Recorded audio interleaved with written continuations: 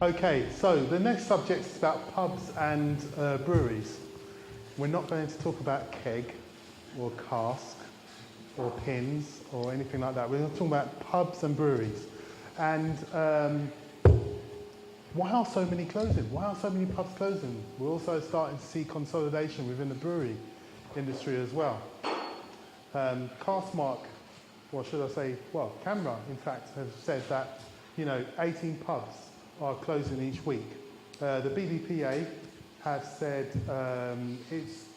we've seen 61,000 pubs since about 2010, I believe, and it's now down to around 48,000 pubs as of last year. So why are they closing? Is it because of the influence of big beer? Is it because of the pub tie situation we have? Or is it actually there's a changing market out there? Is it purely just due to people's attitude of alcohol? Has the European influence finally reached these shores or not? Or are people just simply drinking more at home? So the discussion is all around that. And I suppose the first person I'd start with, because he wrote the report on the CARSMART report, is Pete Brown. Yep. Why are pubs and some breweries closing? Because we have too many of them. Which I'm sure is not what anyone wants to hear. But I think we waste a lot of energy going, is it because of the smoking ban, or is it because of the pub code tie, or is it because of duty? Yes. All of them. All of them and more. And I think we waste an awful lot of energy going, no, it's not duty, it's the pub tie. No, it's not the pub tie, it's da-da-da. And the simple fact is that people don't use pubs as often as they used to. 20 years ago, the average Brit went to the pub once a week. Now the average Brit goes to the pub once a month. And why? Well, because we're drinking less alcohol, because there are far more leisure alternatives available to us than there were. The number of licensed premises is going up. Pubs are forming a much, much smaller share of your total places that you can go out and get an alcoholic drink. And are pubs doing enough to keep up? People drink more at home. Yes, booze is much cheaper at home now compared to the on-trade than it used to be. Also, how has my home changed over the last 20 years? I've now got high-speed wireless internet. I've got more television channels than I can ever get through. I've got home delivery bringing me whatever I want to my door within hours on some occasions. How's the pub changed over that time? It's got a new coat of paint. The pub has not kept pace with the changes that we demand in society. And I think the key answer to this is to get people to want to go to pubs more often. And also there's an interesting thing, which is that even if people aren't going to the pub very often, the pub still has an incredible emotional pull. And I think probably all of us have seen this thing where a pub closes in a community and everyone goes, that's a dreadful shame. Why is that pub closing? They should keep that open. People should go to that pub more often. And you go, well, when did you last go? Yeah, about 3 months ago. So the idea of the pub still has this incredible emotional hold over people, but we're just not using it enough. And pubs have to, all those factors are problematic, all those factors are influencing it, but pubs need to keep up with what people want. And for example, if you run a pub these days and you don't offer plug points and free Wi-Fi, you're failing at providing what people want. If you're running a pub and you say, someone comes and asks for a coffee and you say, we don't serve coffee, we're a pub, then you deserve to close. It's as simple as that. People want different things when they go out, and if you want to stay open and take their money from them, you've got to give them what they want. Lally, would you have a comment on this? Yeah, just briefly on that, I don't disagree with anything you said there, but also there is a problem with there's a pub in Liverpool I'm thinking of, specifically the Roscoe Head, where it's a great pub, a busy pub, a well-run pub, and it has been for years. It's one of the few pubs that's been in every issue of the Good Beer Guide. And that is possibly in danger of no longer being a pub because it's been sold to a group of developers who don't really run an estate of pubs. They turn pubs into other things because they're in valuable locations. And that is another threat to pubs. But yeah, pubs do have to change to move on. As for why breweries might be closing, there's a lot of different reasons. Just because you can make good beer and really wonderful beer does not mean you can run a business. And at the end of the day, a brewery has to be a business to survive.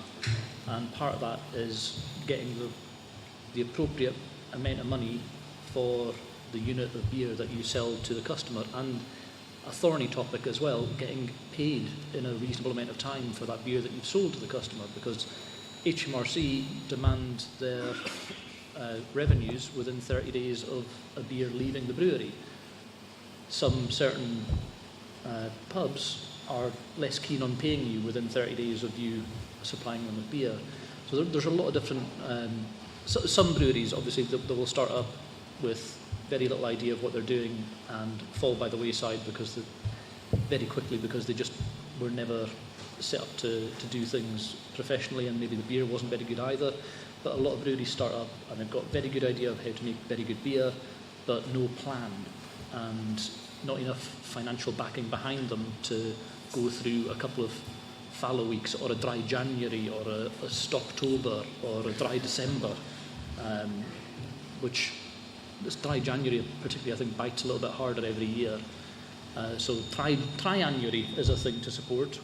And I know there's a few people in here who, yeah, so I think moderate drinking year round is what I would support. But yeah, obviously the issues of breweries closing is very close to my heart just now. 3 weeks ago, Sue messaged me asking if I'd like to be on this panel debate, and I was literally in the middle of typing up my CV to put it out there saying that I'm looking for work because Mad Hatter's closing, and there's probably a lot of people maybe in the room but possibly watching on the live stream as well who have a lot of affection for Mad Hatter. Years before I started working at Mad Hatter, I would go round to help out at Mad Hatter while Gaz was still in his 100-litre homebrew kit in a tiny unit near the Women's Hospital in Liverpool.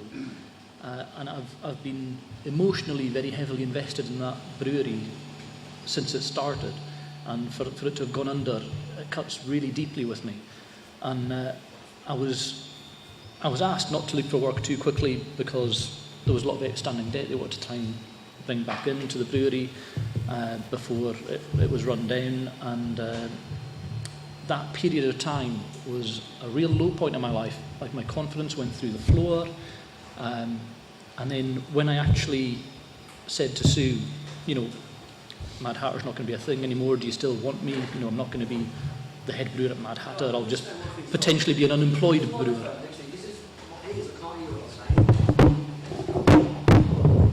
Is that better? Yeah. Yeah, so Sue messaged me and saying, you know, do you want to be on this panel debate? And I was like, it sounds great, I'd love to be on it, but it won't be as the head brewer of Mad Hatter because there isn't going to be a Mad Hatter. And you know, I was literally writing out my CV at that point, and she replied, yeah, of course, yeah, we want it, yeah, come along, you know, that'd be great. And I had no idea where I was going to be now. At that point, I had no idea if I was going to be employed or not. Christmas was cancelled. I had a trip to Belgium booked that I was looking at having to cancel. And I love Belgium. I'm addicted to Belgium. And then within hours of actually posting my job application, I had solid job offers up and down the country, which was really heartening. But sadly, I'm kind of, well, not sadly, I love Liverpool. I'm kind of pinned to Liverpool, so I was really looking for something in the northwest. And then the option came up to go to Glen Affric Brewery, which is amazing. I mean, Craig's over there, he's the founding brewer of Glen Affric. And you may not have heard of them before because they've been really small up until recently. We've just started brewing on the 3,000 litre kit. You'll see more and more Glen Affric coming into the new year. Where are they? They are in Birkenhead, as you would obviously suspect with the name Glen Affric. Now, everyone, pretty much everyone involved in the Craig and Callum are brothers who sort of run the brewery, and Trevor, their dad, helps out a lot there as well. Callum runs the tap room. Craig has been the brewer for the last 2 years, but on the 500 litre kit. And the tap room has sold 90% of that beer because it's a lovely tap room and people want to go there and they love seeing that the brewery it's not hidden away or anything. You can see the brewery directly from the tap room. There's a brewery dog, which always helps. It's the fastest way to make any pub better is to have a dog in there. Or if you're in the Bag of Nails in Bristol, several cats. Several hundred cats. several hundred cats. So I was really lucky to find a really good position at a well-funded brewery on my doorstep. My commute time from home to the brewery is the same as it was going to Mad Hatter at Lightbody Street.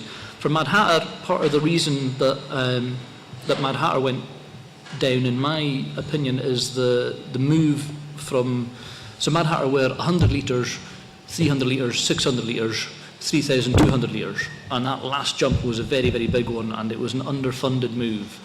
There were some decisions made that weren't very financially sensible at the time. The whole thing behind Mad Hatter was a love and a passion for beer and doing different things. The original idea for Mad Hatter was to never brew the same beer twice, and that's very much Gaz, the original brewer there. That's kind of his way of thinking, like, you know, that's done, move on, do the next thing, maybe learn from that. I mean, in essence, I think a lot of the times what he's doing is just learning from what he's done, and you're brewing the next version of, but with a slightly different thing. And a lot of brewers would do that, but keep the same brand name and try and build that brand. So a lot of your favourite brews, and you love that specific flagship beer from that brewery, that recipe will have evolved over the years. And if you could cryogenically get a pint of that beer from 10 years ago and have it now, it might be a fairly different beer, but because it's slowly evolved over time, you might not have noticed. So yeah, underfunding in breweries is a big issue. I'm just rambling now. I think there's a... I'm sure everyone will join me in wishing you all the best in your new venture. Thank you very much.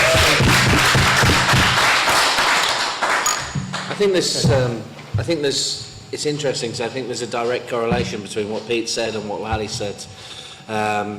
In that I think things need to move on. I mean, like the way Lally I think has got a job so fast is because of a real tight knit community of like brewers that get along together, people that know each other. So that when he's put out his CV, everybody's gone, we might not have a job, but somebody else might have a job, and let's see what we can do. And I think there's a lot of pubs that close down because they've still got that old mentality of we are versus that pub that's two doors down the road, or we are versus that pub that's 5 doors down the road. Whereas potentially if you think, right, and I've been to a few places recently, we did a tap takeover in a place called Portsmouth, and I went into a pub that we did deal with quite a lot.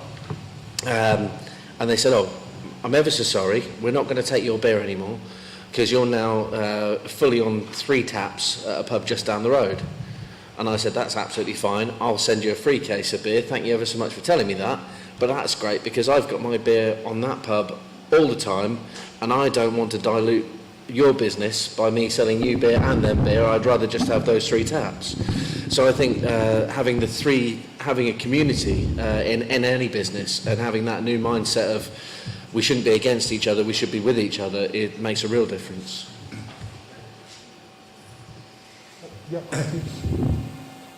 I was watching the press review on TV the other night, and there was a piece in the Financial Times about pub closures. And one of the people reviewing the press said, I went to the pub the other day, I could not believe how expensive pubs are now. And that is one of the problems. There are so many complex reasons why pubs are closing, but the pub is no longer a cheap evening out. It's now a very expensive evening out, and that is because of the price of beer and other alcohol. Now, we all praise the Chancellor when he freezes beer duty, but what we need is a fantastic cut in beer duty in this country. With the exception of Finland, we are the most heavily taxed beer-making country in the European Union, and that won't change whether we leave the EU or not. Down south, I don't know about in this area, but down south, you don't get change from a fiver when you buy a pint of beer. It's very, very expensive. And that is one of the real driving forces why people are not going to the pub anymore. I went to my local Morrison's last night to buy a few items, and I had to fight my way into Morrison's past all the cases of beer being stocked up for the Christmas period. And these beers are being sold at ridiculous knockdown prices because the big global brewers sell beer to supermarkets at ridiculous discounts. I was told a couple of years ago that Molson Coors make 1 penny a pint profit on the sales of Carling lager. Now that's the economics of the madhouse, But because they're brewing 2 million barrels of beer of this dreadful bloody rubbish every year, 2 million pennies makes a lot of money. And they're selling it so cheap to supermarkets. They don't have those discounts in pubs. You don't get that differential when you go to the pub. The pub is being priced out of the market by greedy brewers and by the way in which beer is now so expensive because of duty. And I think we have to look at the whole question of the way in which beer is taxed in this country. I said to Jaeger before we started that in Germany, the duty on beer is incredibly low. In Italy, it's so low they don't bother to collect it. In this country, it is, a third of every pint, I think, something like that. Incredibly expensive, and we really have to attack and approach that problem, because otherwise the pub will go on closing. And to me, every pub that closes is an arrow in the heart. I love the British pub. There is nothing else like the British pub anywhere else in the world. I've been to bars and cafes in other parts of the world. I've been to America, been invited to an English-style pub, which is anything like an English-style pub, a complete travesty of an English pub. It is something rooted in our history, our culture, and I think we have to save it. And we can only save it in so many ways, but by tackling the terrible problem of the iniquity of the way in which beer is taxed in this country. I'd like to throw a note of discord in here. And once I agree with everything that Roger has said, I think we also have to look at the fact that we get taxed on our beer more, pretty much, other than any other country in Europe, yet everywhere I go in Europe, beer's far more expensive when you go into a bar than it is here. So how can that be? Now, we're talking about pubs. Now, if you go to Brewdog pub, for instance, or Brewdog bar, if you want to call it a pub or a bar, you might get charged £4 for a half. Now, we will throw our hands up in the air if we got charged £4 for a pint in a pub. There's a distinct issue here, isn't there, that nobody seems to want to address. That we've got pubs shutting, we're blaming it on high levels of duty, yet we're consistently the one country in Europe that wants to sell beer cheap compared to everywhere else. Yet our taxation is higher than everywhere else. We're looking at a commercial nonsense, aren't we? And we need to address that. And when we look at the difference between beer bars and pubs and how those are run and how they're managed and how they financially make sense, because at the end of the day, people aren't doing this for fun. They're doing it to try and make a living out of it. I've made my point. I'd scratch my head and wonder how the hell we're going to do it, because... But this links into an earlier interaction I had with Roger on Craft Beer Hour on Twitter some time ago. We were talking about how seriously beer dispense is taken, and I asked Roger where he thought it was taken most seriously. He replied Belgium, which is a very sensible answer. But generally speaking, in the continent, the service industry is taken a lot more seriously than it is in the UK. So in the UK, the service industry is generally, you'd maybe have someone at a more senior level, but everyone else is essentially almost disposable labour, students here and there, and part-time staff here and there. Whereas on the continent, the service industry is taken seriously as a career, and it's paid appropriately for that. So in the UK, a lot of people in pubs will be working minimum wage with 20p here and there for tips, and it's not the best way to get best service. And it's not a price issue. That's my view. I agree with you. It's the problem we have is not the price in pubs. It's everything that goes with that. I mean, there's a lot of obvious issues to think about. In society, the younger you get, the less you drink. I saw a study in The Guardian, maybe only 3 days ago, which said that the 18 to 25-year-olds, 1 in 5 is teetotal, and the rest aren't drinking as much as everyone else anyway. So we have a huge issue where, the newer generation isn't going to go to the pub. So if you think it's bad now, in 10 years, it's going to be a lot worse. Now, we also have to, take into account the fact that, it's already been mentioned, things like dry January and Stocktober, and silly charity abstentions like that. I like that word, I'm going to use it, Gaza. Now, you sometimes look at these studies, these studies from health organisations, etc., and when you delve into them a bit, there's not been any study done. There's no science involved. You know, there might have been some people, 50 people, done a poll or something. And actually, you know, we live in an age of fake news, don't we? And when we see these studies being put out by the papers and shared on Facebook, etc., we need to be calling them out and saying this is nonsense. This is absolute nonsense. You know, I've mentioned the age group 18 to 25, which is also the age group that supposedly suffers the highest level of mental health problems and anxiety and depression, etc. Now, I would probably link that to not going to the pub somewhere. Now, you all laugh, but the pub is the community. If you're just going to stay at home and drink and not socialise with people and your friends and make friends, no wonder you're depressed. Okay, I'm not going to say that. That's okay. I think the role of the pub is changing. So there are a lot more families in the pub, and I think the role for non-drinkers has to be discussed. There are a huge amount of people in the UK, especially younger people, millennials, so to speak, in inverted commas, that drink less beer. And what is there available for them in the pub? Like, when's the last time you went into a boozer and saw a low alcohol, and I'm talking like 0.5% beer, available on draft? You just don't see it. So what is there for that group of people in a pub? And why are they currently not welcome? I've been working on a show with the BBC this week with regards to this very subject, as in low and no alcohol drinkers. And a lot of people have said to me that they feel, as a non-drinker, uncomfortable in a pub. And how do we change that? How do we address that? How do we make it okay for them to come and say, you know what, I'm going to have that non-alcoholic spirit and Coke and not feel awkward or embarrassed or feel like they don't belong? Because it's a social centre, isn't it? Not just for drinking. It's not all, and I know we're all in the beer industry, and I know we love a drink, but it's not all about booze, the pub. It doesn't have to be all about booze. It doesn't have to be. Now, I'm going to take some questions for your audience. I'll start with Sue, and then that gentleman over there. I wanted to bring Pete in here because I think you probably know those statistics that we just mentioned.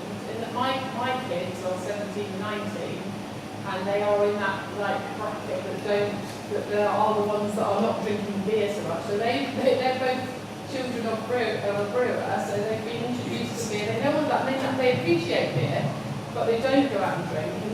And I would just question the statistics there. So if they're not going out and drinking the beer, what are they drinking? Are they drinking other? I mean, the statistic is that the youths are not drinking alcohol. That's the statistic I've been fed anyway, is that they're not going and drinking alcohol now. So therefore, I suppose, are you going to entice them in by giving them better quality stuff, which is what I try and do. I say, well, you don't necessarily want to go out and buy loads of alcohol because you want to get drunk. You want to maybe go out and buy beer because it's really nice, so that's where I'm coming from. But I don't know what the statistics show. So there's two things happening with the information, the data that I've seen and looked at. One thing is that we always, when I've got my marketing head on and we're talking bollocks to big brewers and people, we always talk about repertoire drinkers, and the research I've done this year shows that repertoire has massively expanded. So I'm talking to people who self-identify as real ale drinkers, and you say, okay, so what was the last thing you had to drink? They go, oh, a pink gin and tonic, or a cocktail or whatever. And people are drinking across a huge range of different drinks now. You walk into a pub thinking, I'm going to have a New England IPA, and you go, oh, that gin up there looks interesting, and you have that. The other thing is that everybody rebels against what their parents' generation did. We sold an awful lot of lager in the 1990s when I was working on Stella, because we were selling it to people whose parents, whose dads drank ale. And we're now the dads. And I think back to my behaviour, I don't have kids, thankfully, but my behaviour in the 90s was you'd come out of the office, you'd have a few pints in the pub with your workmates, then go home and have a bottle of wine on the sofa with your wife over dinner. And if if I'd been a 5-year-old or an 8-year-old on the carpet in front of me and my then partner, I would have gone, alcohol looks shit. I don't want any part of that. What the non-drinkers are doing today, they're all off their nuts on coke. You know, seriously, the thing that never comes up in the stats is that every person under 30 I know, if we do go to the pub, they're snorting coke in the toilets. As a person under 30, I'd quite like sales. I also think Instagram is important, and things like fitness. Like young people are spending a huge amount of time looking after their bodies because they care about what the strangers on the internet thinks. Yeah. The role of social media is important. I think that's it's not often addressed. That's twofold, though, isn't it? I mean, jumping marginally, I'm going to try and keep this as shallow as I can here, but without going too deep into this. But the role of Instagram and Facebook and all that, you're completely right. I mean, people are looking more and more at what they look like, but they're looking more and more at what they look like publicly, which means that there is more and more people going, well, maybe I shouldn't be showing that I'm having 8 pints of an evening. Maybe I shouldn't be showing that I'm, you know, that I've got a penis drawn on my forehead in Sharpie at 3 a.m. Which means that more people are probably having, like, less beers. I'm so glad Instagram wasn't a thing when I was at uni. It's just not cool. It's not cool anymore. It's not cool to go out and get bladdered. It's not cool to smoke cigarettes. There's another one. It's just not. It's not cool. It's interesting. You've also got the rise of gyms now, haven't you? On every high street, there's a gym. Will, sorry. Going back to the demise of pubs, I think we're missing a trick here, aren't we? That we're looking at pubs as a place to go and drink and do this and get bladdered and whatever. But if we want to preserve our pubs and encourage people to go into them, what is the reason you go into a pub? I go into a pub pretty much every day. The first reason I go in there is to try my own beer, to make sure that I'm happy with it. That's the excuse I give to my wife anyway. But the second thing, and the far more enjoyable part of it, is to interact with the people in there. And that surely is the function of the pub. Whether we're not talking about, we're talking about pubs here specifically, not bars, not craft bars or anything, the great British pub. The biggest joy of a pub, particularly as a brewer, because it's even better, is just going in and talking. As a brewer, you can go in and people pat you on the back and say, what a great person you are because you made that beer. But it's much more fun that you're interacting with your pub friends, talking to them. They will talk about football, which I can't quite understand, but you have fun, you have social interaction, and surely that's the most important part of a pub. And if we want people to go into pubs more, that is it's not about what you drink or how you drink or how much you drink, it's about social interaction. It's a public house at the end of the day, isn't it? I want to just interject before he talks. I want to jump in before you, Scott, just because we're probably going to make the same point. So I've just been thinking about it. So Scott's my manager at our cruise shop, and I know what he's going to go for, but I'm only going to sing his praises. It is all about community, and unfortunately we don't serve coffee, but we're still alive and we're still evolving. What we opened as was a retail concept, so it was more shop than it was bar, but we put tables in there and invited people to come and have a drink.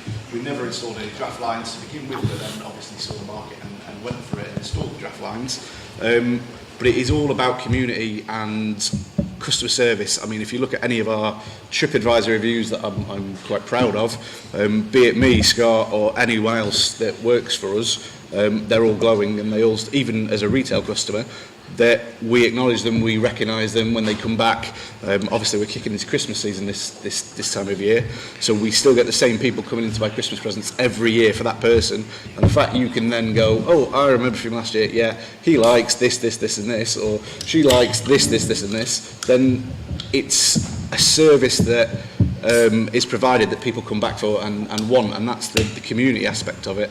I mean, most of our locals are now very good friends of mine, and I go out drinking with them, or if they're in another pub, I send them a text, ask them what's on, if I want to go down and meet with them.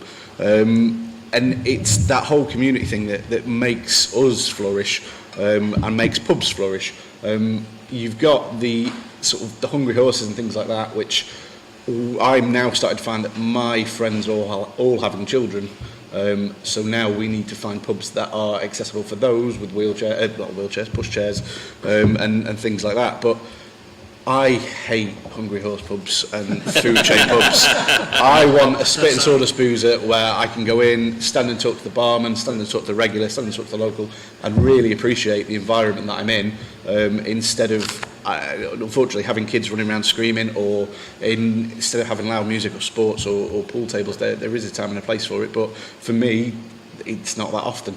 And as our concept has grown, obviously now we have 3, with a 4th on the horizon, we have booked that status quo of pub shutting, and we're offering something a little bit different that hadn't been done before 5.5 years ago when we started, and it is flourishing for us and doing really well. And the other bit, sorry, I was listening to everybody, but the other bit about the career, I think Scott will appreciate that he is appreciated within the company. It probably is a career for him, and we've worked closely together and currently with other members of staff on how to reward that loyalty and how to reward that, and to make it a career for them, and make it that if we just employ someone, that we don't want them to just disappear after the summer if they're there for it. I mean, we just took on an 18-year-old that does 6 hours a week, and if he can grow into the company as the company grows and stick with us, then fantastic. I've achieved everything I wanted to achieve. If he at 18 has walked into a job he didn't think was going to be his career, and it actually becomes his career, then that's a goal for me. That's a winner, which I'd be really proud of. That's a terribly important point. I went into a Hungry Horse at Wolverhampton station a couple of years ago. I was waiting for a train, and every table was set out for dining. And I felt I was an interloper. All I wanted was a glass of beer, even Green King bloody beer. just how desperate I was. Pubs should not make drinkers feel that they are interlopers. Can I just You shouldn't be asking the question why so many proposals. You should actually be asking why are so many drinking establishments open. Now, you just take up the road here. I was walking down to this place. There was a building that's now a one-stop shop, and it looks, by its architecture, at one stage in its life. But that's gone. This is open. So, of course, you've got a totally different market that's opened up. We're talking about Hungry Horses, you're talking about the investment that's Morrison and Brewing making their pubs on out-of-town retail sites. All of those things actually add value to the sector.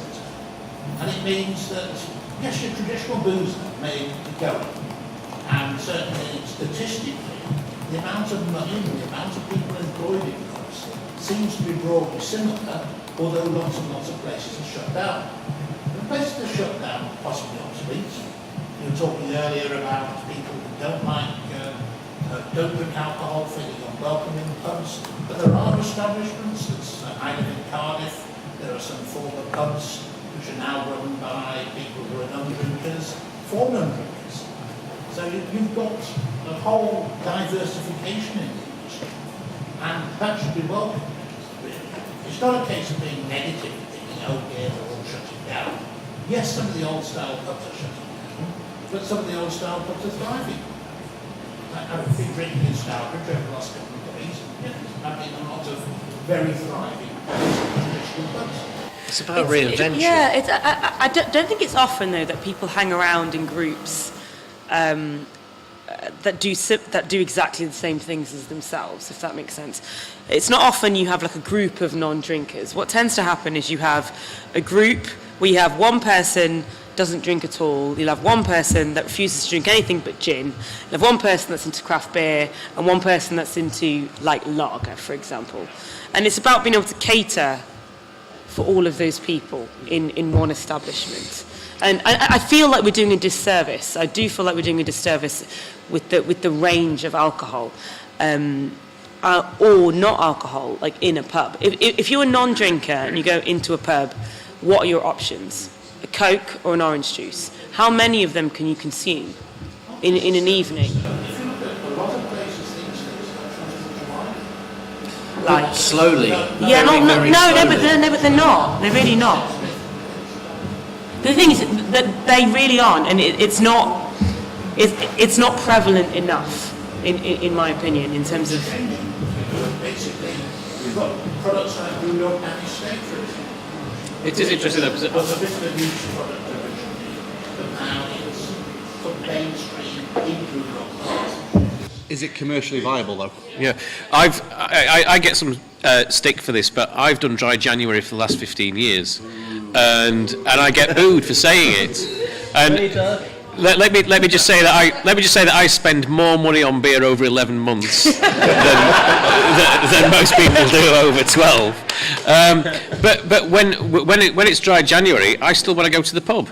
I still want to go out with my mates who are not doing dry January. And the thing about moderation and temperance and stuff is different strategies suit different people. For me, it's very important to me that I have a month off because I drink too much for 11 months. And a month off shows me that I can, and also I lose a stoning weight every time I do it. But I still want to go to the pub with my mates. You know, I still want to be there. And people say, oh, we'll see you in a month then. I'm like, well, I still want to go out. But to the other point, very, very quickly, is that headline figure of pub closures does mask a lot of interesting dynamics that are happening in the market. You're absolutely right. And I was talking to Vanessa Feltz about this on her show the other morning, which is quite bizarre. But when you look into that headline figure, there's some great pubs opening, and there tend to be newer concepts. So you're absolutely right. And if we look at the growth of micro pubs, they're taking the pub stripped right back to its original core concept of the ale house, where people go to drink excellent beer and have excellent conversation, and they're absolutely booming. So, you know, there's reinvention happening as well. Can we just touch on, like, I think it's interesting that we've had a lot of people, both in the audience and on the panel, saying that, you know, bars are different to pubs and pubs are different to tap houses. But yet, earlier when we were talking about beer, we were talking about the diversion between craft beer, normal beer, real ale and all that, and how that should be together. Surely tap houses, pubs and everything else should be bundled together, because essentially they want the same thing. We all want the same thing. And to bring those things together would only be beneficial both to the statistics and to the people coming in. I think the more people that sort of go, I want to go to the pub, but I don't want to go to a tap house, or I want to go to a tap house, but I don't want to go to a traditional English bar, the more we're just separating people that can't go to places because of that. They're all the same, just offering Different things for different people. Yeah. And just on that note, sir, do you want to... Something that isn't really covered a lot is the whole GP thing in pubs. So I think like... Sorry, say that again? The whole GP, like gross profit. So, like, the GP model is based on pub selling, Amstel, Carling and Heineken. And you get places opening craft beer bars, and they're applying the same GP that they got on Heineken to, like, a dip house. But you wouldn't get a garage, like a Ford garage, applying the same GP to a Ford Fiesta as a Ferrari garage. So they're making more, like, if they had a lower GP, they're actually making more money on each sale. So they shouldn't apply a percentage model. They should apply like just a monetary model. Okay, so we've got lots of comments. Yes, sir. So going back to why breweries closed, I've seen a substantial number of friends whose years and years of work when the breweries closed in the last 5 years. We've also seen a lot of consolidation at the biggest end of the market. So Brewing and Morrison have built their portfolio of breweries. Morrison calls it quite do not. And the kind of customers that those brewers have that are most important to them, the mass market retailers, both pub groups and supermarkets, have been able to hold their retail prices or increase their profit. On the back of most breweries maintaining prices at a level they were 7 or 8 years ago. So in some cases actually going down. So the big pub groups negotiating with the biggest breweries in the country are pushing those prices down, and the spillover into the wider market is that some of that beer is finding its way into free trade as well at a very low price. So given that this is streaming live, I want to be foolish enough to name any names, but the price of beer is going down in certain portions of the market, and that's making it very, very difficult. It's never been easy to sell beer as a brewer, but it is getting harder to get some avenues of the market. You have to say, I get one. that, on that subject, one of the biggest conflicts that we all discuss is Wetherspoons, and I think that has to be brought into this particular subject. It's one of the biggest culprits of this that these breweries are entertaining is Wetherspoons, and Wetherspoons is directly, I think, anyway, supported by CAMRA, and you do have to question in this stage is to where CAMRA sit with that, because I don't quite understand it, because I genuinely, from your perspective, I know where you come from, I know you very much support all of these sort of breweries, but you have to question that when Wetherspoons directly support, CAMRA directly support Wetherspoons, and the breweries like us on a smaller scale, we cannot afford to supply Wetherspoons, and actually, even if we do so, our beers being sold out at such a low price. You do have to ask the question, why is that happening? CAMRA where they are, why are they supporting Wetherspoons? This is totally taking a really off the subject, but I'm just saying I don't understand why that happens.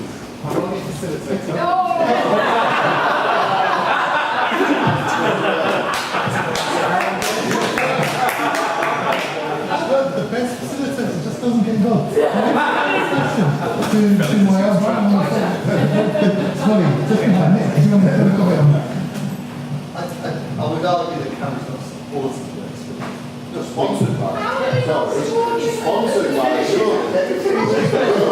Surely it's a sponsorship, not supported by it. No.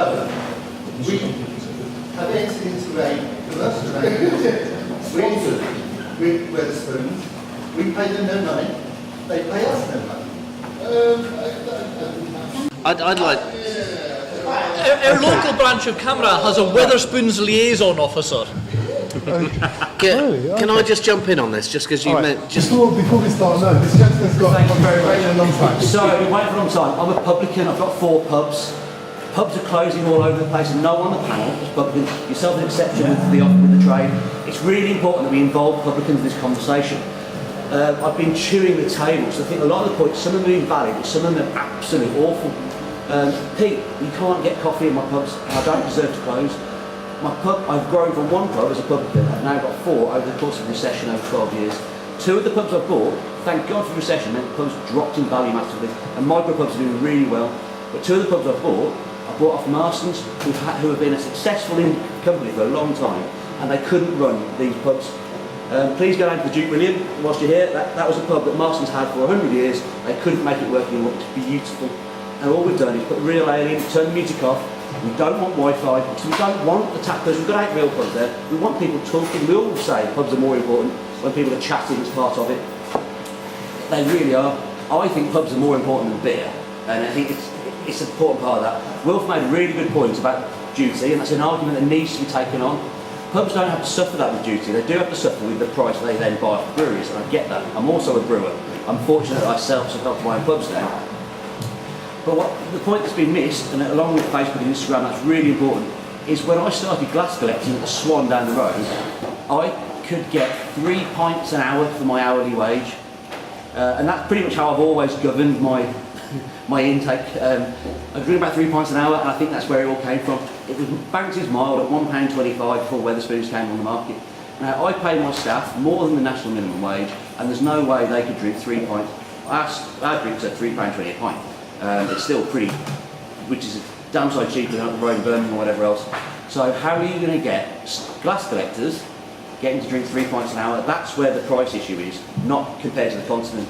So yes, kids aren't drinking more in the pubs. The other thing is, we're looking around this room, most of us used to sneak into pubs at 16, thinking that we'd got away with it. The landlord knew exactly what was going on. Now we have to ID everyone, so we've lost out. So by the time you got to 18, and most of us will remember this, we've stopped drinking the pub we drank at when we were 16 because we've learned how to behave. Now you get to 18, you get your ID card, you get straight into Chicago Rock or whatever, go and dance on the tables, go and have the balloons. And so we've lost what the pub is. No music, we have a piano in every pub. And the pubs are thriving. I was a bit excited to get these points across earlier on, because no one was touching on them, and the tie is massive. So I pay for an end terrace pub in the Black Country £40,000 a year rent. I'm about to take on a free of tie building in the heart of Birmingham, twice the size, for £54,000 because it was just a retail outlet. So those things are incomparable. I've made a success of the £40,000 because it's not fully tied. If it had been a full punch lease or a full star lease or anything else, it was going to fail. And those leases have changed the culture of the UK, and no one is being held to account for that, because that is the real terrible thing. At £40,000, how can I afford to fix the roof? When someone comes on and wants to be treated by a jolly publican, how am I meant to be jolly when I've got that rent going out and I've got a leaking roof, and I've managed to buy the lease 10 years ago when leases, you get a mortgage on a lease, you can't get a mortgage on a lease anymore.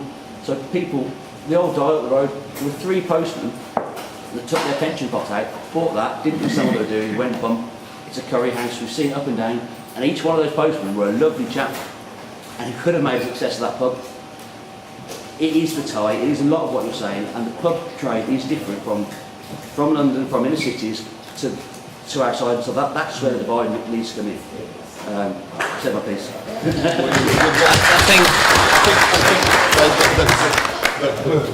Dave makes an excellent point there, and one of the things we haven't discussed, a sort of semi-elephant in the room, is that with the point I made before about how we could have taxation so high and beer could be so cheap, so much of that is about the tie. That you look at how much is charged in the tie, and that those pubs are supposed to compete with free of tie pubs. And you know, we had a great example in Shrewsbury the other day where our local CAMRA guys boycotted a pub because he put his price up from £3.20 to £3.60. He's a tied pub with a free hand pull, and so he put in effect his stuff coming in off the pub go up to £4 a pint, and they boycotted him. And I said, well, why are you doing that? He's selling it cheaper than he should be, and it's a massive issue. And going back to what we're talking about, the problems that we have with pubs, the cost on the landlords of how many Thai pubs we've got in this country, it's still huge, and how they're meant to compete on those terms, it does cause, if we're looking at the economics of public houses, is how we have this enormous amount of Thai pubs and how they're meant to compete in a free trade market. And once again, I'll sit here and go, don't buy leases from pubcos. There's another thing that we need to consider, though, is that beer isn't the same as it was 10 years ago. Like we're not brewing. Certainly, no people along this table are brewing a brown ale with sort of a small amount of hops, and we can talk. If we dip gently back into Wetherspoons, Wetherspoons look at a 3.8 beer and say, right, every 3.8 beer we will buy in at X price, but not every 3.8 beer costs the same to make. Quite often, we're either trying to push as much hops into it, or we're trying to change the grain bill, or we're putting adjuncts in our case quite a lot of the time. So these beers don't always cost the same, and I think that's something else that probably makes a big difference to pubs like yourselves, like where you're charging £3.20 a pint, and well done to you, sir, for doing it, because it's lovely to have a cheap pint every now and again. That's expensive. But it's but I think sometimes we need to realise that because it's a certain ABV, it can't be the same price. We need to start looking at what the product is. We wouldn't walk into Wetherspoons and have a steak and think that's a lovely steak and chips at £4.20, and then walk into a place like Heston's and go, that's a lovely steak and chips at £20. You'd expect it to be better because it is. And that better is an interesting word there, because it's not necessarily better, just different. Yeah, on that board, another subject coming up soon, we'll talk about exactly that. So, did you want to comment? The only thing I was going to mention is the good and bad aspects of the time. The good aspects are, was actually getting with relatively low capital investment. And there is investment made by pub operating companies in the pubs. So, they're the good parts of the tie. The bad parts of the tie are... That's got to be disputed from the start. But that is the case to an extent. Bad parts of the tie are basically greed on the part of the landlord companies, and that's why it's a healthy pub, isn't it? Overpricing the wet rent. Yeah. So you're all right. Yeah. So, just to an element of defending it. It's there. There are ways of reforming it. They started it with the Dutch code and things like that. They need probably to put better regulation in, such as the bottle lease when you go free of tie. So this is what the lease is going to look like, and therefore you don't then have huge costs being put on the person who wants to go free of time by sort of wanting a massive complex lease and everything else. The lease needs to be standardised and done in other things, such as leasehold reform, when you buy a house, buy a lease house. Those sort of things can be done. So we can reform the time to an extent. That's probably the way forward. Not going to get rid of it. I agree with that absolutely. I think there are two aspects of the tie. There's the tie operated by the giant pub companies, which is pernicious and against the public interest. If you take the smaller brewers, take Bateman's in Lincolnshire, a company I know very well. They have, I think, 47 pubs. They are tied pubs, but they allow guest beers into their pubs. The biggest selling beer in Bateman's pub is not their own beer, it's Castle Rock Harvest Pale from Nottingham. So I think the way in which the tie is operated by the smaller family brewers actually works in the interests of the consumer. Could you argue that though? Because do you know what they're buying Harvest Pale in? Is it at market value or not? Oh, that I don't know. Because if they're charging them £200 for a 9 of Harvest Pale, and it's I don't know, £90 for a 9, then Bateman's are just creaming off the top and just taking advantage. And that's the pub tie model. Unfortunately, that is the way that they do it. I read an article on the way here today about somewhere in Lancashire, I think it was in the Observer, somewhere in Lancashire that has got the lowest number of pubs or the most pubs shut down in the town. And they're all becoming new leases of life and whatever they are afterwards. But I think a 9 or 11 of dark fruits was £211, which is abhorrent. Enterprise, just to quote some figures in the middle of it, so an enterprise charge, so for a beer that we charge £84 for a 9, which is about a 4% pale, charging £127. Yeah, and you've got to pay your rent and your staff and everything else on top of that, just so that enterprise can have an extra 40 quid off you per 9. It's I mean, that 40 quid obviously has to cover their expenses and that deliveries. That doesn't work because they'd also pay us £15 less than we'd charge normally. But yeah, exactly. So they get a double whammy and it works for them. But it is just corporate greed from all the big pub companies. And obviously we didn't because I wasn't alive. But when they started shutting the breweries down and they couldn't have so many pubs, the pub companies just popped up and just did exactly what they were doing before, and no one batted an eyelid. It was just because they weren't the brewery that was doing it. It became a pub company, and now they obviously have assets of however much they have all over, and they're quite happy to sell off or close down failing pubs or pubs that aren't working for them because it's the easier option than losing money, and they can make the money up in another one down the road. This is why we come back to what we're talking about here is pubs and commercial outlets. And that in these situations that you're looking at, why is it a hungry horse? Because the only way the hungry horse is going to make any money is by selling food.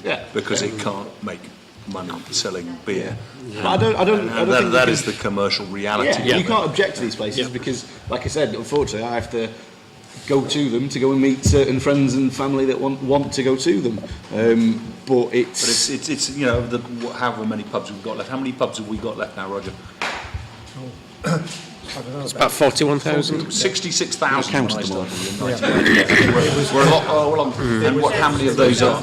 How many potential hungry horses are there out there now? 16,000. Well, Pete says there's about 41,000, I think. Yeah.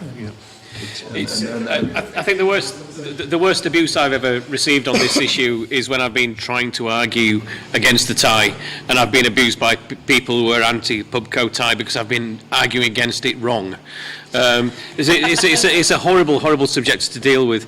Does the pubco tie close pubs and rip people off? Absolutely. I've seen it happen with my own eyes to people I care deeply about. Are there disgraceful practices? Yes, there totally are.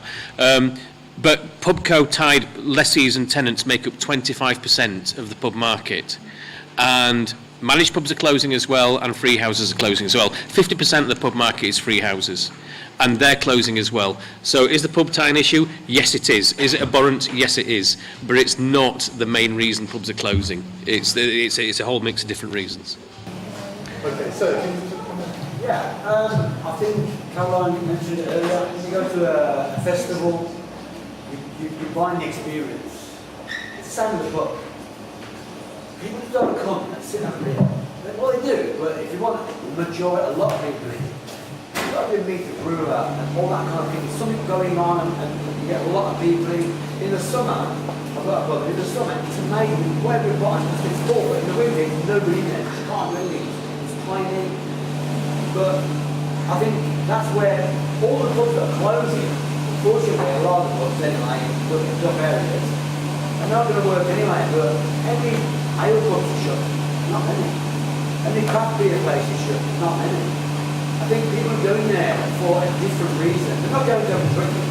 They'll experience a brand new beer, or a band, or a German beer night, or whatever it is. They're going there for a reason, not just to sit there. Back in the day, I've been for 25 years, back in the day, to come and fill your pub at 4 o'clock, finish work, and then sat in the pub and crack until the missus comes and crack them out.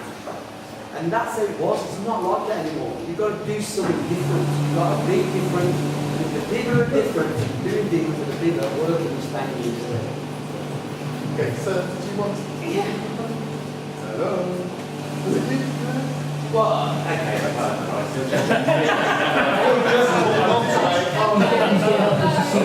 I would just like to talk about when you've got a corporate versus independent. Okay, so you do the Wetherspoons, you have a large bands on your panel Tuesday night. If you have a party, randomly happen. So years ago, my friend, he bought a pub, we needed somewhere to drink. Pub he owned, got sold off by a bank, he found it, bought it. He ran it. They tried food. Didn't work out, people didn't really come. What eventually they found out is that people like parties. People like parties where, we've got the room, it's free. So he tailored it because he could change it on the fly. He thought, gins come along, let's get gins in. He has got 12 handfuls, for real ale. He supports lots of locals. He's had stranger beers like Salopian, whoever's heard of them. He's had a cream duck. But it's all about the fact that we're independent. You've got that flexibility to adapt to the community. I was there at that pub this morning doing a charity cover from 8 o'clock in the morning. Corporate pubs wouldn't. There's no contract for that. You can't. So sometimes I think that's where the pub codes and stuff kind of kill it, because the community aspect is gone. Where the independent can basically on the fly, within a minute, change what they do and open it up and allow everybody to have access to the facility. That's it, I'm going to sit back down now. So did you want to comment on that same conversation? Okay. Just to say that I think to make a successful bar, events or whether it's going to be the more commercial side or perhaps the higher real side or whatever. There's so many different things, so many different issues that can come into it. So the things you've got to do to try and survive. You're never going to have a formula that is going to be perfect. It just doesn't happen in business. That doesn't happen. That can be geographical from the end. But if you come in, you've got educated bars, quality beer, kept properly. With a nice atmosphere. They're the things you really need. They're the ones you've got. Really invest in your staff. I've got 8 or 9 other staff, 7 or 8 other staff, and every single one, they're not just going to serve you a beer. They're going to tell you where it's from. They're going to tell you what's in it. They're going to tell you a little story about its name. They're not just going to say to you, they're not just going to say, what do you like? What do you normally drink? So then you're going to tell them, and they're going to then give you an opportunity to choose different styles or different things. I think that side of it, you may as well, if you go to a commercial place where the Wellston's, Morrison's, you may as well just go to a self-service drink station, just go like that. It's the same thing. It's the same thing everywhere. If you want to run a successful business, you've got to put the effort in and into your staff. They're the facing people. They are the people that are selling your product. They're the ones that need to be educated. They need to educate your punters. They come in and people were talking about before about young people as well. Not wanting to maybe drink as much, or they're not drinking as much alcohol. I think that it's not that they're not drinking as much alcohol, but they're not educated into what's out there. I get customers coming in on an hourly basis, and they're like, we've got a yoga centre down the road, and they're all vegan, they're all, they're not drinking different things. But we're telling them, we're giving them an option. We're telling them this one's not got lactose in it, that one's not got something in it. It's got different things in it all the time. And I think for somewhere to work, that's what you've got to do. You can't just pay people peanuts. You're going to get monkeys, aren't you? You've got to invest in your staff. That's an interesting point which you're coming to, because that's what we're talking about now is independent pubs which are owned and caressed by an owner versus a managed pub such as you may as well just have a vending machine. You may as well just walk into It'd be cheaper. Inject a note of reality here as well, is that we're not just talking about managed houses for large corporate businesses. So many of those pub code businesses, and we've been sort of giving them a bit of a kicking as we've gone through this debate, but so many of those businesses are run by tenants who went in there with the best reasons to run a pub, to put something, to run a business, but to do something that they're going to love and enjoy, and rightly or wrongly they find it very difficult to do it. But to castigate those people and say, oh well, what they're doing is nowhere near as good as what the free trade is doing is wrong. There's a bigger picture there.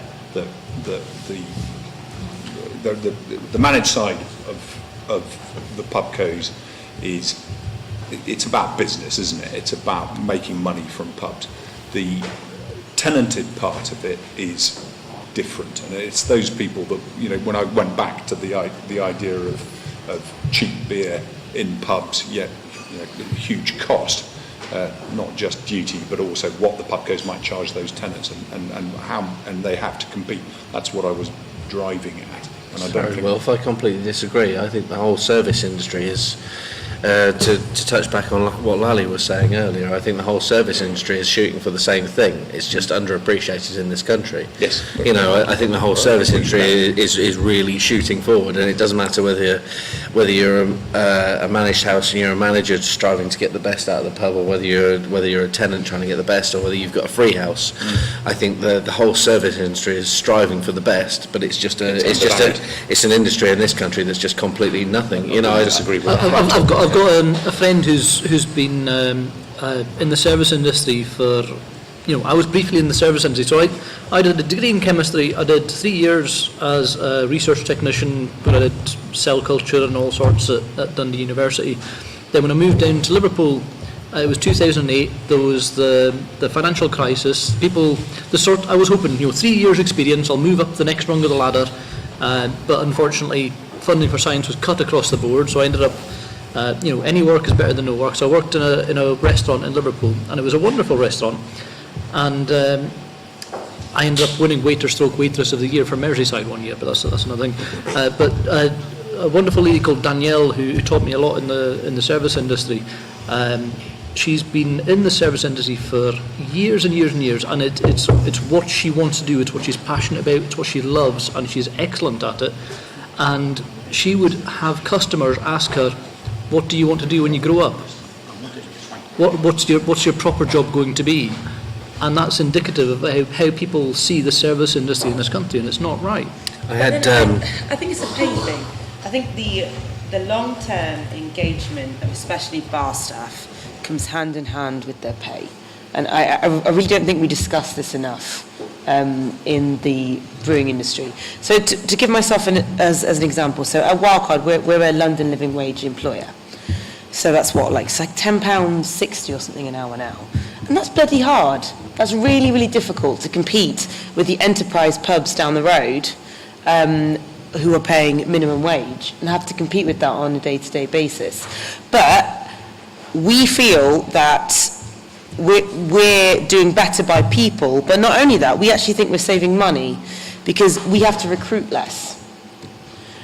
Our staff stay with us, our bar staff stay with us for like 2 years, 3 years. We've had some bar staff with us for like 4 years who work with us part-time, and they might be artists or actresses or singers or they're doing whatever they want on the side. And we find that we end up with more engaged and better staff who, just by being there for longer, when the customer comes into the bar and they say, what would you like to drink? They know it because they've already worked here for how many years. I think it's a false economy that if you pay someone very, very low, that you're going to make more money, because I think in the long term you don't. Recruitment is expensive. And it's so different. Like, so I did 12 years in the restaurant industry. Like, I worked for some very big people, and I live in a little village called Hungerford Newtown. Some of you may have seen it in the news because the local pub was taken over by the community, so it hit national news and everything like that. And a year into it, so the local community all bought the pub. They got together, they all chipped in. I think they ended up with like about 60 investors, and they managed to buy the local pub. And 6 months down the line, my dad ended up running the pub. My dad's a sparky by trade, and he came to me and he said, right, how do I do this? And I went, I can't tell you this over the space of 2 beers. And there's going to be at least 4. Yeah. I said, there's a lot of things that you've sat down and zoned out about that I've whinged about over the last 12 years that you're about to find out. And he went, essentially, nah, bollocks, it's easy. And now I sit down with my dad sort of once a month and have him say the same things to me that I was saying to him for 12 years. And I think people just don't realise quite how hard or tricky it is and what it involves being in that industry. And I think you touched on it perfectly. You used the word disposable earlier, which I think it's the way the service industry is viewed in the UK. And I absolutely believe that the way it has to start with pay. We can give as much pay as people need to live, people need to eat, people need to survive. Yeah, and tipping is a very interesting point. Tipping, okay. I had an American girl apply for a job at a bar once. And when she asked what the wage was and was told what the wage, she didn't want a job anymore. She'd come from America, and an average barman in America will make $200 to $300 a night.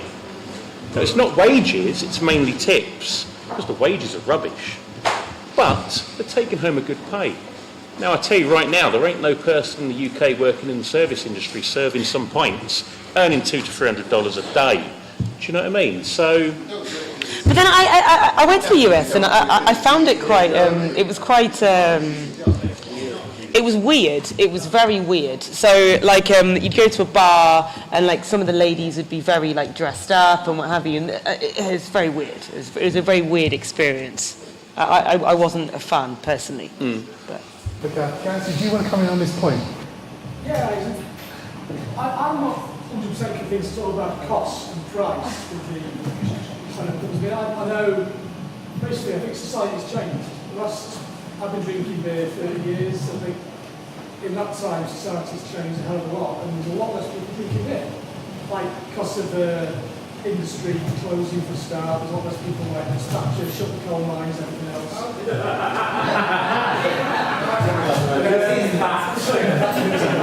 Basically, it's Thatcher's fault. Actually, drinking has declined as a social activity. And I agree, cost does matter, but I travel a lot in Europe and abroad. If you go to like maybe, for example, Poland, you can get with relative cost, as in standard living cost, pints of beer in Poland is cheaper than Britain, but the craft beer is like 3 times expensive. Over here, it's 1.5 times expensive. we pay little less for much better. Over there, they're prepared to pay a lot more, that clearly we're not. And also, Iain, I think, touched it on the book really, where he said, years ago, beer was beer. You bought a 4% beer, it was pretty much bitter, with fuggles and goldens in it, that was it. It was all, it varied a little bit, like Robinson's tasted a bit like pepper, and Bacon's a bit pear droppy, but bitter was bitter, that was it. Nowadays, you've got 4% beer with like maybe 30 kilos of citrus in it, what costs 400 quid. And you've got 4% beer with 100 grams of fuggles in it, costs like quid.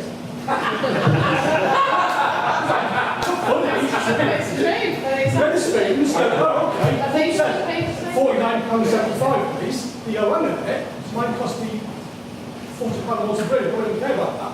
That's why Wetherspoons A sell shit boring beer, and B, why craft brewers and brewers who make more interesting beer can't get into these sort of pubs, because they won't get money for it.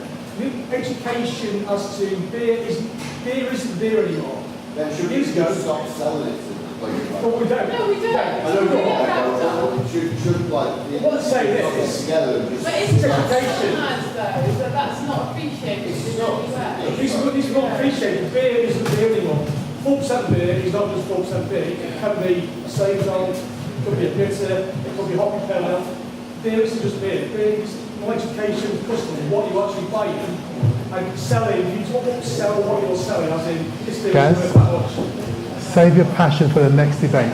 It's going to be fantastic. But on this subject, sorry, I didn't know your name, but you want to touch on the comment which... Sorry, the name of David Clarke, and the subject as I understood it was why are breweries and pubs closing? And I would suspect very largely that pubs aren't closing because we're not paying the staff enough. Pubs will close down a lot more if we have to pay the staff a lot more, and that is always a risk, especially coming to an election, which I understand the wages in London have to be different to everywhere else. We're charging £3.20 a pint of bitter. And I know I've got a room full of people that are really keen on beer, that's why we're here. But if you go into, and I really want you to go into my pubs, they're beautiful, they're lovely, I'm really passionate about them. The beers that sell best are 4% pale ales. We've got 10 different products a week. We brew 3 or 4 times a week. We have to brew 1 beer every week. That's 30 firkins plus of Saxon Gold, 4% boring beer, relatively boring beer. But when people use pubs, they're proper pubs, old-fashioned pubs. I don't want them to come in and be challenged. They don't want to come in and be challenged, so they want to come in, they want to wash the day's work away, the first one. The second one, they want to take the piss out of their mates. And by the time they get to the third one, they might start talking about the beer. But that's only if they haven't got a connection with the other people around them. Because they're probably going to talk about why their fire alarm beeps these days every night to say it works, or why, because they have conversation. So if we're talking about pubs and breweries closing down, let's look at those issues. I would question, I would throw it back at you. Is anyone making enough money at £3.20 a pint? Yeah. Who? Me. I'm not. I'm telling you, I'm not making enough money off that. That means that you're buying a cask off me for what, 60 quid, £55 a cask?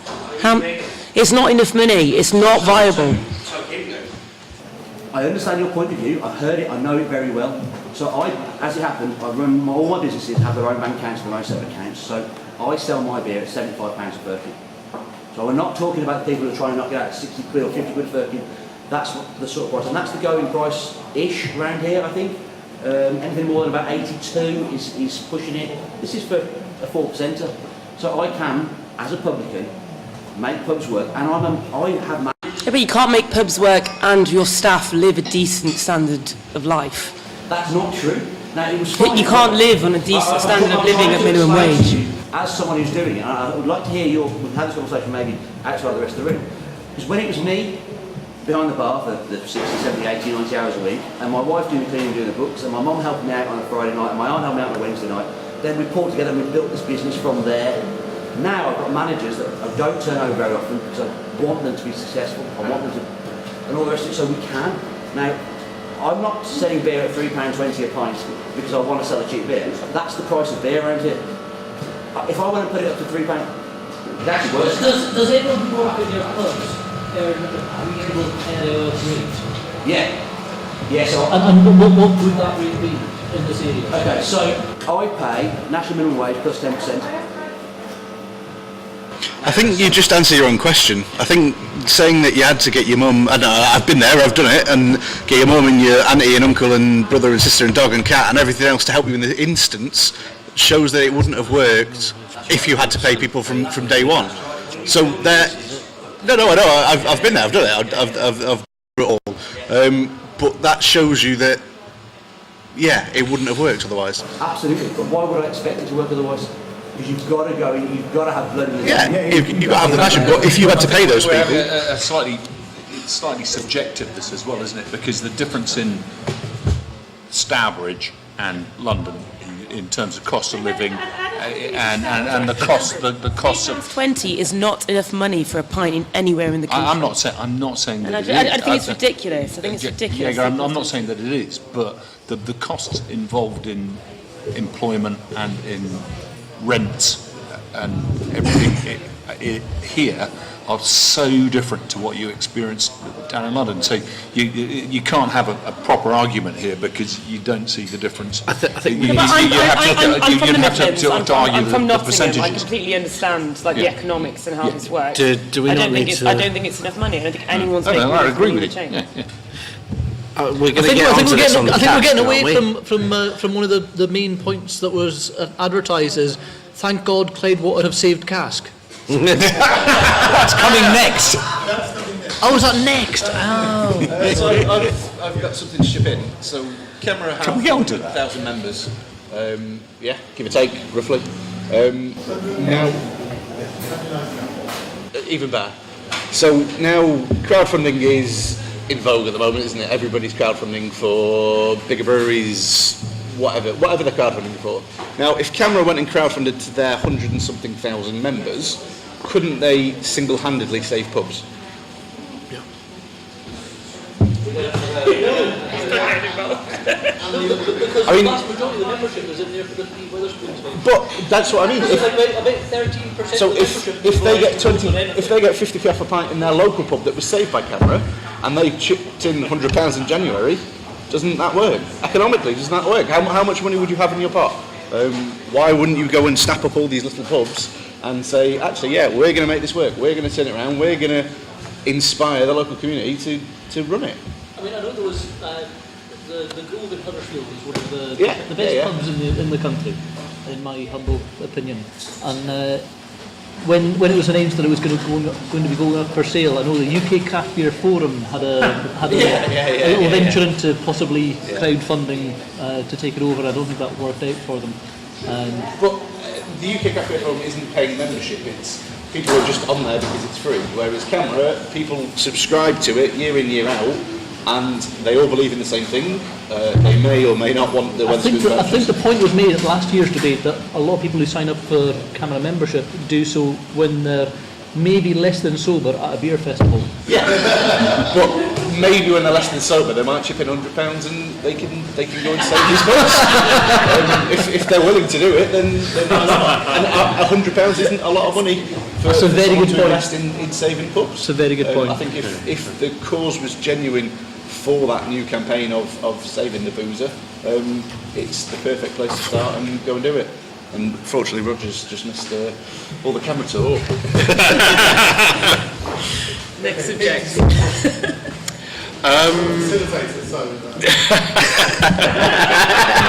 We need someone from CAMRA on this panel. So the next one. Next thing. There's a lot of. Well, there was one here. That's the question. I have no idea. Oh, I see. I'm blank at the moment. Come back to me in a minute. I've had a couple of questions from the live stream. They came in a while back, so they may not be relevant to where it's moved on to, but they were relevant at the time it was asked. The first one was, are laws affecting the brew pubs? And the second one is, do people think drink drive laws or anti-smoking laws are having the biggest effect? I'll take drink driving. I mean, I think it makes... Much like the smoking ban, I mean, as I say, I was in pubs for a few years, and the pub I was in stopped smoking about a year before the smoking ban came in. It made no difference. Drink driving, I don't think it shouldn't make a difference, because I think if you think it makes a difference, then you're part of the bigger problem. But I think the reality is it has probably affected a lot of the more rural pubs. Yeah. I think we'd be telling a lie if we said I think you're right, but I think there's something to be said again for diversifying, as we said earlier. You know, if that is eating into your profits, then maybe you should look at raising your food profile, or maybe you should look at like you said, doing a lower ABV beer or something like that. If you think this is hitting my profits really badly, then don't just do the same thing. Diversify and make it better. But there's a chance that I'm possibly from the remotest area of anyone on the panel. I'm not 100% sure of that, but there were fewer than 2,000 people on the island where I grew up, and the nearest pub to me was 14 miles one direction, 15 miles the other direction, and the bus service was not great. So I think for rural pubs in particular, the driving thing has definitely had an impact. And one of the first times I came down to the Merseyside area was to do some exhibitions in Winsford and round there, and the number of people who were drinking and driving in their beautiful Jaguars and things was horrific. In a rural area, drinking and driving is a problem, but it's a problem. It's not a problem that needs to be addressed by a lower drink drive limit or a higher tolerance on drink driving. It shouldn't even be an issue. Like, drinking and driving is not right, and Laws are a blunt instrument to try and solve anything, and also you see social trends moving far quicker than laws and legislation can keep up with, and this is an endemic problem. On the smoking ban, I think that's quite interesting, because when did the smoking ban have effect on pubs? Yes, it did. But the conversation around 2007 was, there's no smoke in this pub, now you can smell the toilets. and that was real. It was a joke and it was funny, but it was also real. And if you're saying, okay, the smoking ban's coming and now you can smell how much our toilets stink, the problem is not the smoking ban, basically. And drink driving is an interesting one, because when you reduce the kind of blood alcohol level and get tougher on that, it deters a lot of people who think, well, we might have gone out, but now I just don't want to risk it, so I'm just not going to go. And there are some stats, and I can't remember what they are, but they show that when people cause fatalities on the road because they're pissed, they're many times over the drink driving limit. Reducing the drink driving limit makes absolutely no difference to those people whatsoever. They don't care where the limit is. And so all it does is, yet again, it's one of these laws that affects the innocent and doesn't do anything to deter the guilty, and legislation like that keeps piling onto the pub and creating these detrimental effects. And the thing about that is, when these people kind of achieve, because we've made drink driving socially unacceptable, good. We're well on the way to making smoking socially unacceptable. When that happens, the people behind that don't go, okay, lads, we've achieved our goals, let's all go home and celebrate. What they do is go, right, what's next then? And they turn their attention to demonising alcohol and demonising drinking and spreading misinformation about drink. And one of the biggest threats is so-called charities like Alcohol Concern actively and blatantly lying through their teeth about the health effects of alcohol. And they know they're lying, they know they're misinforming people. When you've got Public Health England, where the chief executive of that, one of the most senior people in health in Britain, lying about the effects of alcohol on national media, that's one of our big problems, and we should be addressing that.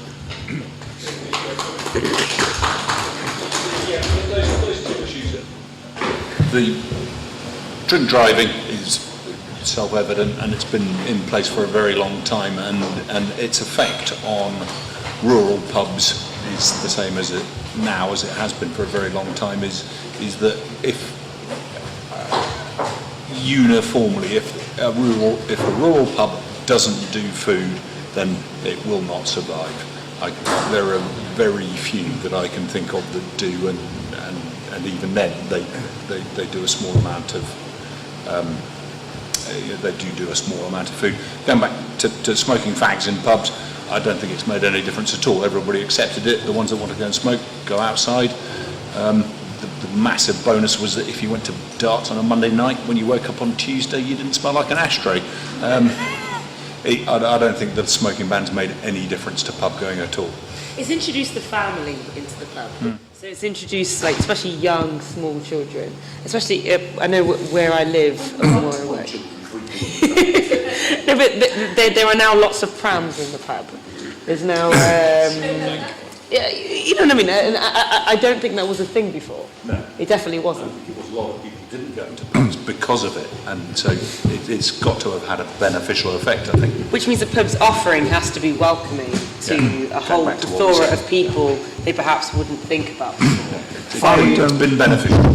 I would like to urge all brewers, big and small, to stop putting on their labels and cans. The chief medical officer says don't drink more than 14 units of alcohol a week, because that is complete and utter rubbish, as Peter said. Why is it 19 in America and Canada? Why is it 23 in France and Italy? Why is it 34 in Spain? 34 units of alcohol. Are the Spanish a nation of falling down drunks? They're not. They drink very sensibly. They drink very sensibly. I was in Madrid last year. Every bar I went into, you got a glass of beer or wine with some tapas, a very sensible way of consuming alcohol. It is a complete lie that we should be restricted to 14 units a week. Thank you very much. So in Ireland, there's 20% of the population don't drink alcohol for religious reasons. And those have got a very big lobby, which is going to government. And they're trying to pass this legislation. Since 2015, it's been held up in Parliament. They want to introduce beer caves in supermarkets.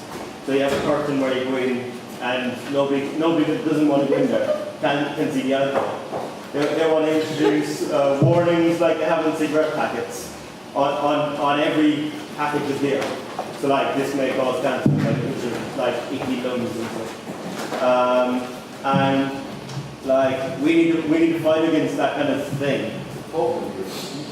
Yeah, that kind of like, none of this is founded on facts. It's just a group of people that don't like alcohol lobbying the government to try and introduce these. That's the Portland group. Any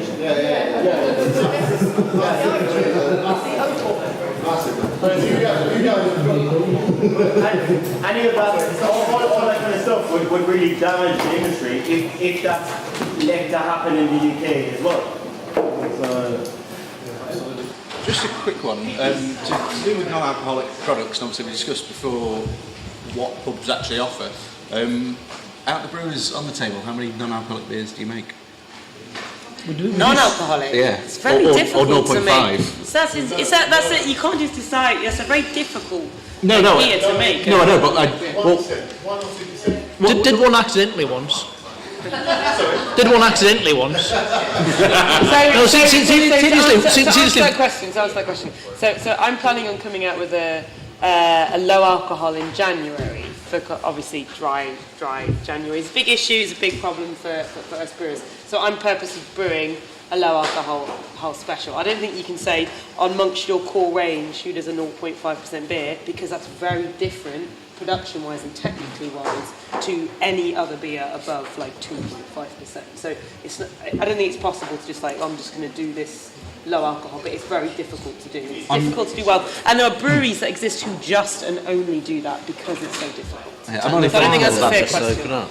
Is it Nirvana that have just opened Yep, up? so you have Nirvana, you've got Big Drop, you've also got Small Beer who are doing low alcohol. So there are specialised breweries who are just doing that. So sorry.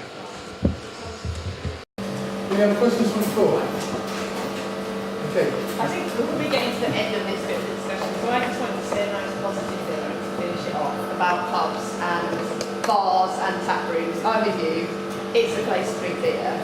And I would like to say that I hope that they don't close, because for me, as a person who, going out and stuff, and it's sometimes quite difficult, but I've made so many friends through the beer industry and through bars and pubs, and lots of them in the room today, that if they close, I would be at a loss. I know at home in Birmingham, that I can go out on my own and go into places and meet people that I know, or even people that I don't know, and sit down and have a lovely conversation and have a beer, and no one's judging me for being a woman or whatever, and I don't get any trouble, and I have a lovely time. And I think that's what's important about pubs or places to drink beer, that they're welcoming and that you can make friends, and I think that's what's really important. Yeah.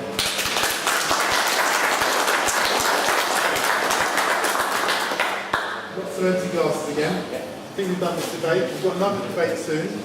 Food is now being served, so I suggest we try and grab something to eat. Let's try for about half an hour.